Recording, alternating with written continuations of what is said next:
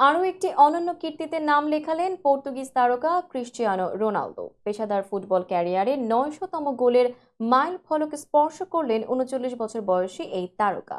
ক্রোয়েশিয়ার বিপক্ষে UEFA Nations লিগের ম্যাচে গোল করে এই কীর্তিতে নাম লেখান তিনি। বৃহস্পতিবার উয়েফা নেশনস লিগের চতুর্থ আসরের প্রথম দিনে ক্রোয়েশিয়ার মুখোমুখি হয় পর্তুগাল। ম্যাচ শুরুর সপ্তম মিনিটেই দিয়েগো দালোতের গোলে এগিয়ে যায় পর্তুগিজরা। ম্যাচের ৩৪তম মিনিটে নুনো মেন্দেসের পাস থেকে ব্যবধান দ্বিগুণ করেন রোনালদো। আর তাতেই বিশ্বের প্রথম ফুটবলার হিসেবে তিনি পেশাদার ক্যারিয়ারে ৯০০ গোলের মাইল ফলক স্পর্শ করেন। আন্তর্জাতিক ক্যারিয়ারে এটি অবশ্য তার ১৩১তম গোল। পর্তুগালের হয়ে ক্রোয়েশিয়ার বিপক্ষে তিনি খেলছেন ২১৩তম আন্তর্জাতিক ম্যাচ।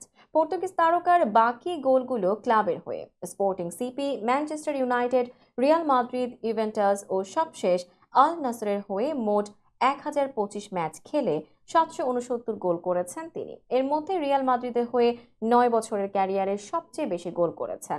লস ব্লাঙ্কোসদের জার্সিতে তার গোল সংখ্যা ৪৫০। এছাড়া ম্যানচেস্টার ইউনাইটেডের হয়ে ১৪৫, ইভেন্টাসের হয়ে ১০১ ও আল নাসেরের হয়ে করেছেন ৬৮ গোল।